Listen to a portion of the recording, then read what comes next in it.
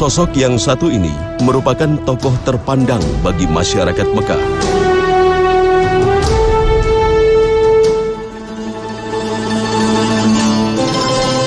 Bersama dirinya, Muhammad Sallallahu Alaihi Wasallam tumbuh menjadi pemuda jujur dan ahli dalam niaga serta jiwa kepemimpinan.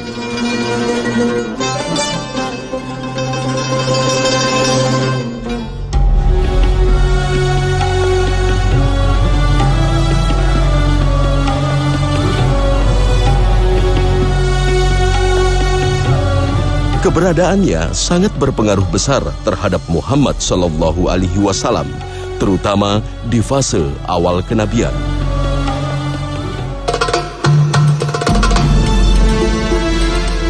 Dengan sepenuh jiwa dan raga, ia berjuang membela keponakannya dalam menyampaikan risalah Islam, meski hingga akhir hayatnya tak sekalipun ia mengucap syahadat.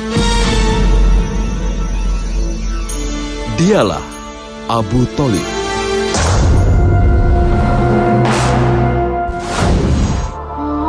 Nama aslinya adalah Abdul Manaf bin Abdul Muthalib. Namun ia lebih dikenal dengan nama Abu Thalib karena anak pertamanya bernama Thalib. Ahlan ya Nur al-Ain. Ya habib abika ya Talib.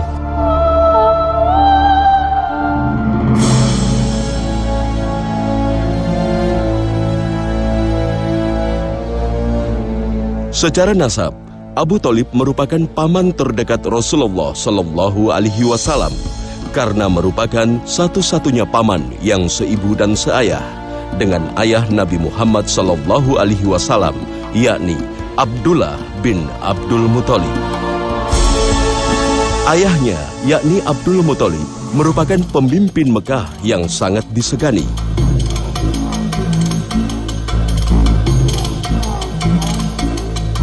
Dari kedekatannya dengan sang ayah, Abu Thalib mewarisi sifat jujur, amanah, serta ahli dalam kepemimpinan.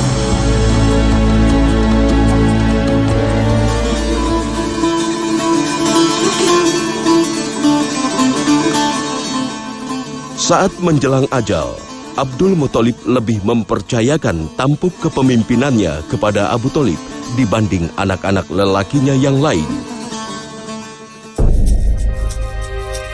Tugas memenuhi kebutuhan logistik jamaah haji yang biasa dilakukan Abdul Muthalib diserahkan kepada Abu Thalib. Ila ila ya Abd Manaf. أبي يطل على أهل مكة خطيبا فالموسم اقترب والعرب هذا العام سيأتون كالسيل الرفادة والسقاية لهذه السنة تحتاج إلى كرم بني هاشم.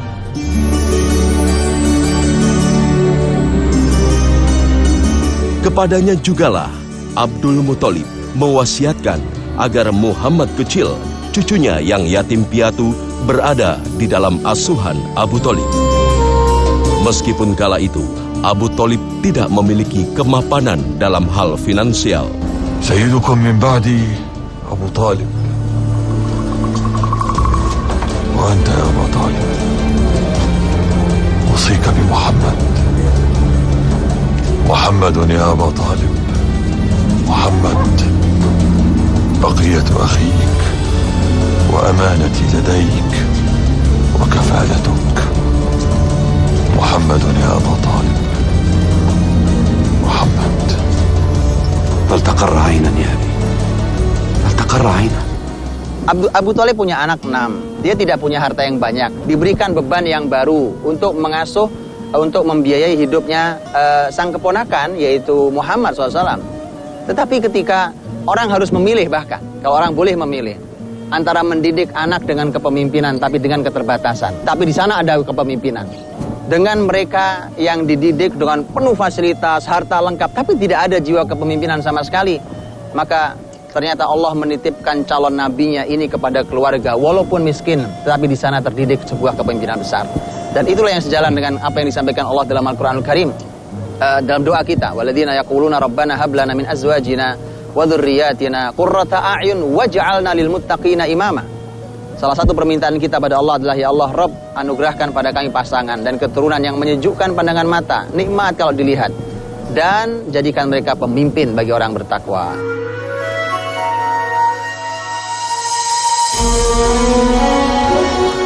Dengan sepenuh hati, Abu Thalib dan keluarganya membesarkan Muhammad kecil.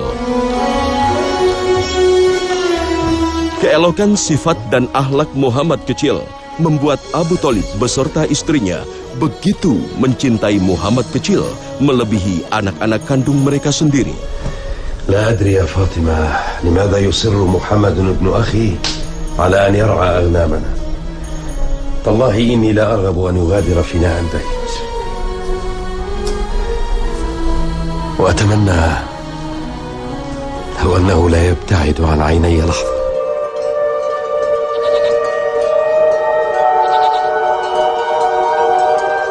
Menyadari bahwa dirinya hidup dalam lingkungan yang memiliki keterbatasan, Muhammad kecil pun berinisiatif membantu keluarga pamannya dengan belajar menggembala kambing milik Abu Thalib.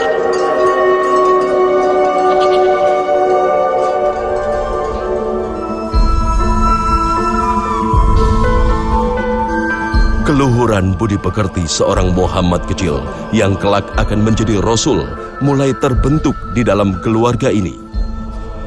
إذن غدا نرحل إلى الشام. أعادك رب البيت سالما يا أبا طالب. بورك فيك يا فاطمة، بورك فيك. أنام الأولاد؟ نعم، ناموا كلهم عدا محمد. يا حبيبي يا محمد، لا ينام إلا بقربي. قولي له إن عمك أيضا لا يلذ له النوم إلا إن كنت قربه. مذ عرف أنك سترحل غدا إلى الشام ما جفت الدموع في عيني.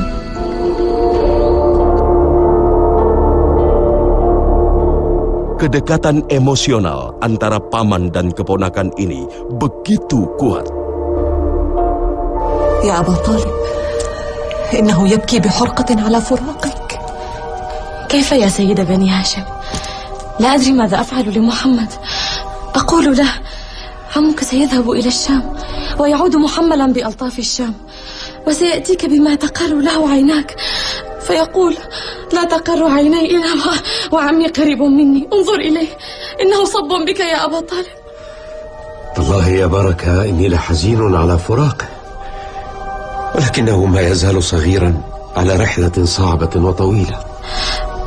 انظر إليه إنه يبكي بكاء يقطع الأكباد. Hingga tiba saat kafilah dagang Quraisy yang dipimpin Abu Thalib hendak berniaga ke negeri Syam. Muhammad kecil seolah tak rela melepas kepergian sang paman. Kesedihan Muhammad kecil inilah yang akhirnya membuat hati Abu Thalib luluh. لتجف دموعك وليطمئن قلبك ولتهدأ نفسك. تالله لن أذهب إلى الشام إلا وأنت معي، لن أفارقك أبدا أبدا. بالسلامة يا قوم، بالسلامة. Mengajak Muhammad kecil yang berusia 12 tahun diikut sertakan dalam perjalanan dagang menuju ke negeri Syam. Sebuah perjalanan yang memakan waktu hingga berbulan-bulan. Sebenarnya ada faktor bahwa Abu Thalib memang harus mulai mengajari Muhammad life skill, di mana ini diperlukan nanti saat dia besar. Inilah orang tua yang tanggung jawab. Di usia 12 tahun mulai dikenalkan tentang life skill, terutama dalam hal berdagang. Itu adalah keahlian besar masyarakat Quraisy. Selain juga memang sebenarnya karena ada dorongan faktor kesulitan ekonomi. Karena memang Abu Thalib dengan ekonomi yang pas-pasan itu, dia perlu untuk mengajari anak-anaknya untuk mandiri sedini mungkin. Tapi justru di sini pelajaran buat kita, bahwa kalau kita mau belajar, pertama adalah kita harus mendorong anak-anak kita untuk hidup mandiri. Mereka harus sejak awal bisa mandiri secara ekonomi. Tapi mengajarkan masalah life skill, berdagang terutama, maka hindari usia di bawah 12 tahun sesungguhnya. Karena memang bukan hal yang sederhana masuk wilayah pasar. Kalau Nabi SAW menyampaikan bahwa syar biqa'il ard al-aswaq, bahwa tempat paling buruk di muka bumi adalah pasar, itu artinya Nabi membekali para sahabatnya agar mereka menguasai pasar, tapi mereka harus berhati-hati dengan efek pasar. Kalau tanpa iman, tanpa persiapan mental yang baik, dan belum terdidik dengan baik iman kita dan anak-anak kita, masuk ke pasar yang terjadi rusak. Kemudian di sanalah tipu menipu dan segala macam kerusakan dilakukan.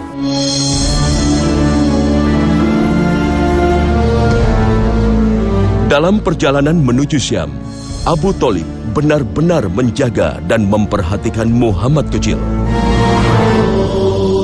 يا إله السماوات والأرض ما هذا؟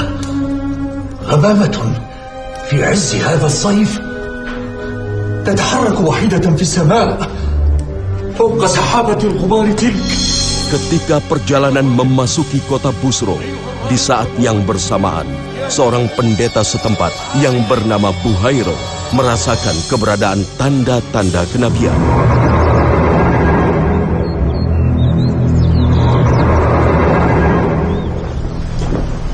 حللتم أهلا ووطئتم سهلا.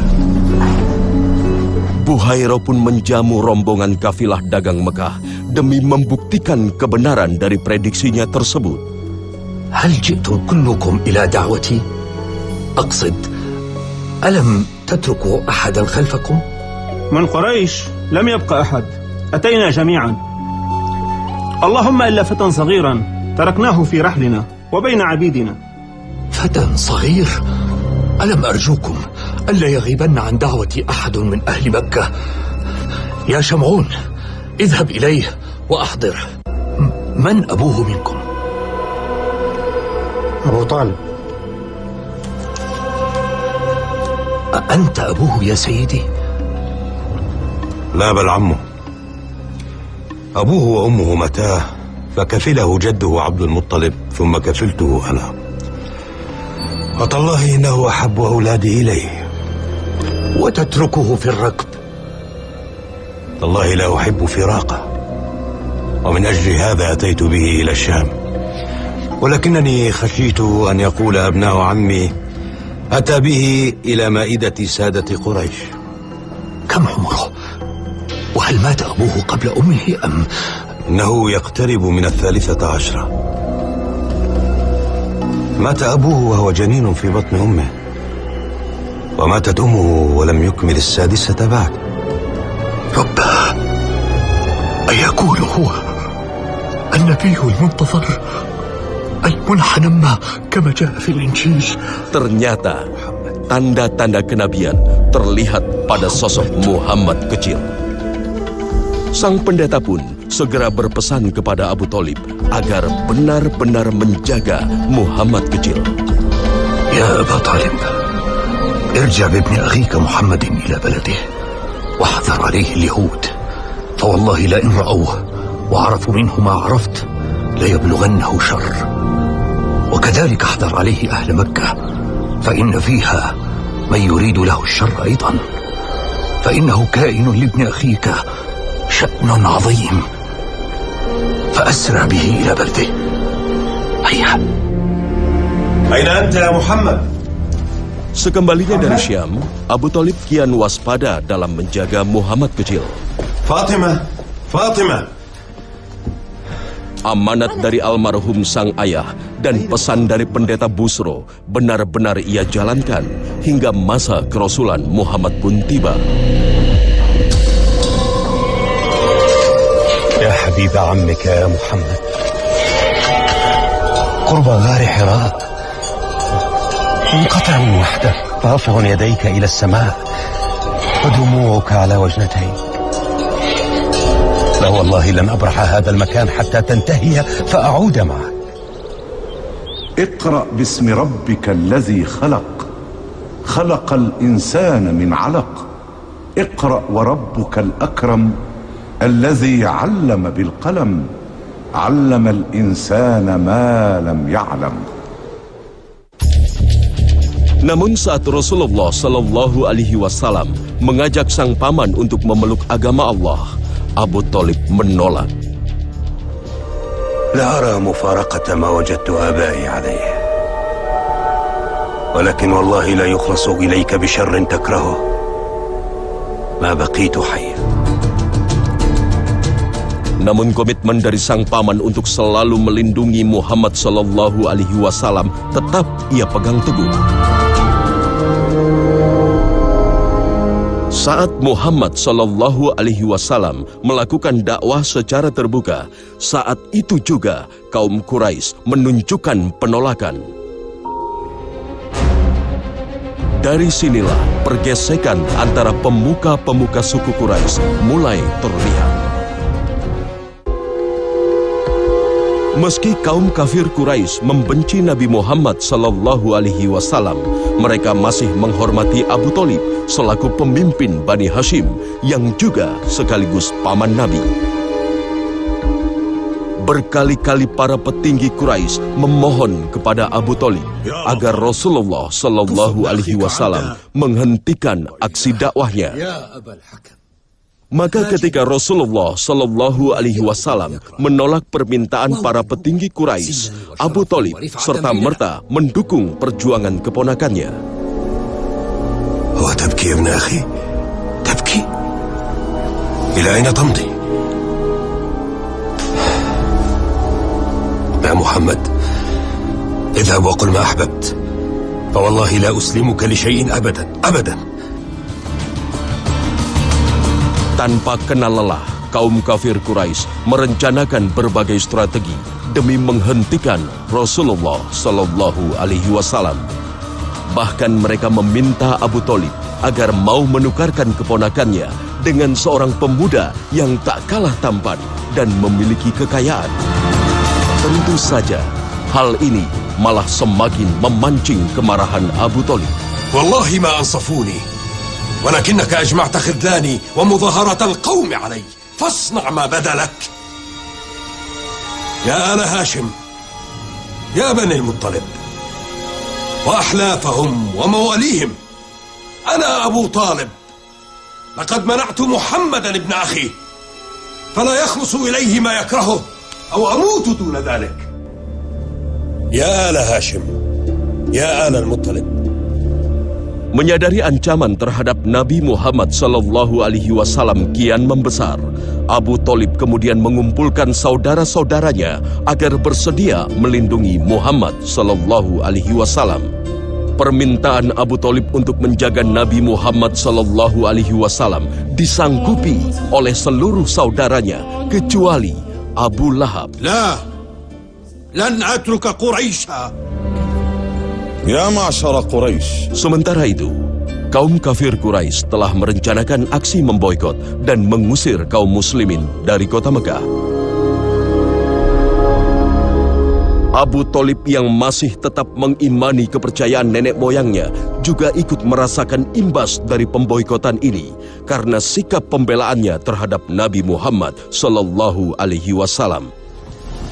ألم تعلموا أن وجدنا محمدا نبيا كموسى خط في أول الكتب وأن عليه في العباد محبة ولا خير ممن خصه الله بالحب.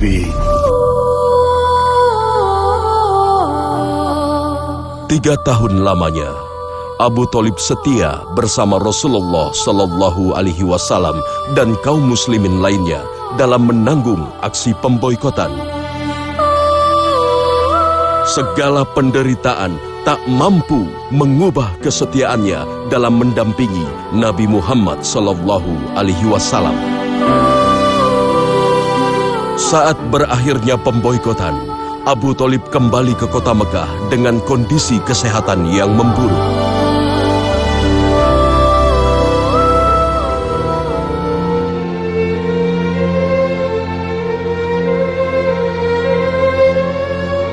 Bulan Rajab tahun 10 kenabian menjadi saat-saat terakhir perjuangannya dalam mengawal Rasulullah Sallallahu Alaihi Wasallam. Nabi Muhammad ada di samping kepala Abu Thalib. Saat itu di ruangan juga ada Abu Jahal dan juga ada orang yang lain dari tokoh Quraisy yang hadir di tempat itu. Kemudian Muhammad Sallallahu Alaihi Wasallam yang sadar betul bahwa jasa pamannya sungguh sangat luar biasa, bukan hanya untuk dirinya, bahkan untuk Islam. Maka Nabi Muhammad mengatakan kepada Abu Thalib, "Ya Am, Qul la ilaha illallah, wahai paman, katakan la ilaha illallah. Uhajulaka biha indallah. Aku yang akan membelamu kalau kau ucapkan kalimat itu nanti di sisi Allah Subhanahu wa taala. Jadi Abu Thalib hanya tinggal mengucapkan asyhadu an la ilaha illallah. Itu disampaikan Muhammad SAW. Kalau kau ucapkan satu kalimat itu, selesai. Aku akan membelamu di sisi Allah Subhanahu wa taala. Kenapa? Abu Thalib jasanya sudah sangat besar untuk Islam. Sangat besar untuk Muhammad SAW. Yang belum dilakukan hanya syahadat yang diucapkan dari lisannya.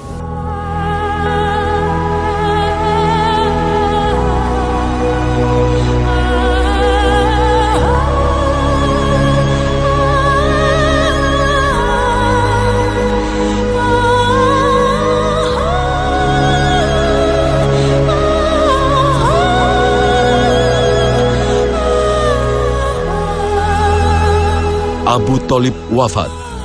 Tahun ini pula menjadi tahun kesedihan bagi Nabi Muhammad sallallahu alaihi wasallam. Sebesar apapun Rasulullah mencintai Abu Thalib, namun tetap saja Rasulullah tidak akan mampu menentukan siapa yang berhak diberikan hidayah.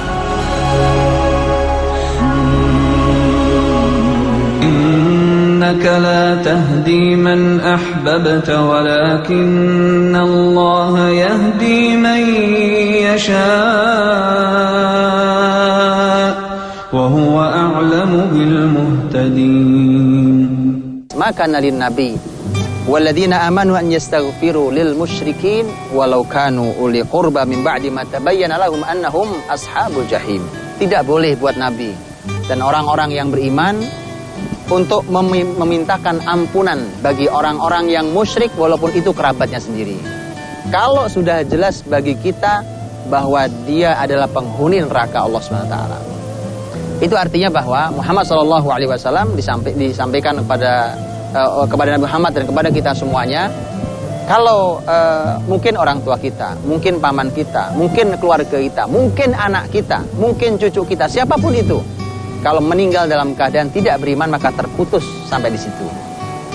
Bukan tidak sampai istighfarnya, bahkan kita dilarang untuk memohonkan ampun bagi orang tersebut. Tidak dibenarkan kita memohonkan ampun untuk orang-orang yang meninggal dalam keadaan tidak beriman. Karena memang tidak sampai dan kita dilarang untuk melakukannya. Memang sedih, tapi inilah yang diterima oleh Nabi Muhammad SAW menjadi pelajaran buat kita.